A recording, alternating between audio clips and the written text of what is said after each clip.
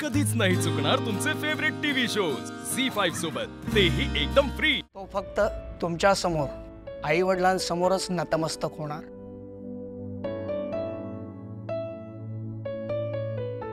आणि जो आई वडिलांना देव मानतो तो माझ्या दृष्टीने थोर आहे, मोठा आहे, आणि त्यांनी माझ्या पाया पडावं, मला वाकून नमस्कार करावा असं मला अजिबात वाटत नाही।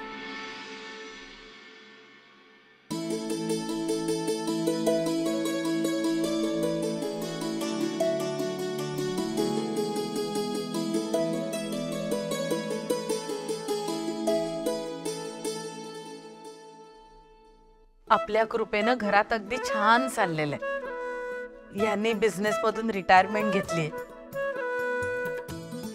सध्या घरीच असतात आणि माझ्या डोक्याला ताप करतात। नवरा घरात नसायचा तेव्हाही तुझी तक्रार असायची, आणि आता घरी आहे तरी तक्रार आहे।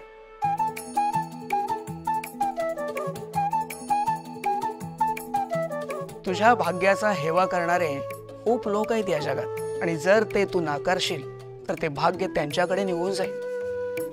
नाही नाही, क्षमा असावी, मी तक्रार नाही करत आहे, आणि तक्रार करण्यासारखं खरं नाहीच आहे काही।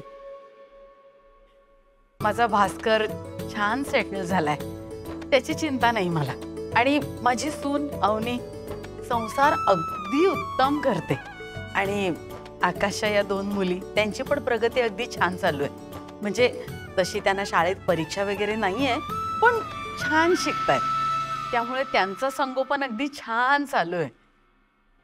आपल्याला घरी बोलवायचं विशेष कारण म्हणजे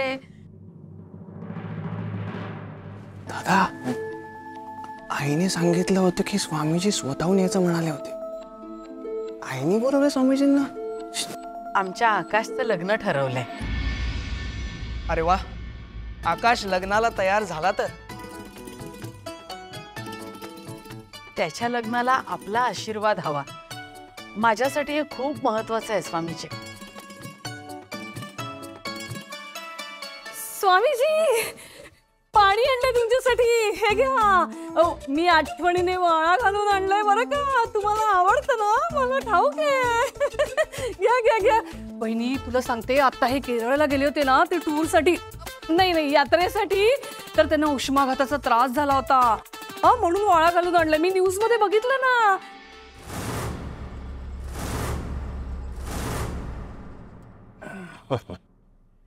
चला पोचलो आपण। वसू, मी काय सांगितलं ते लक्षात आहे तुझ्या? विसरू नकोस। हो बाबा। चला बनी, उतरा।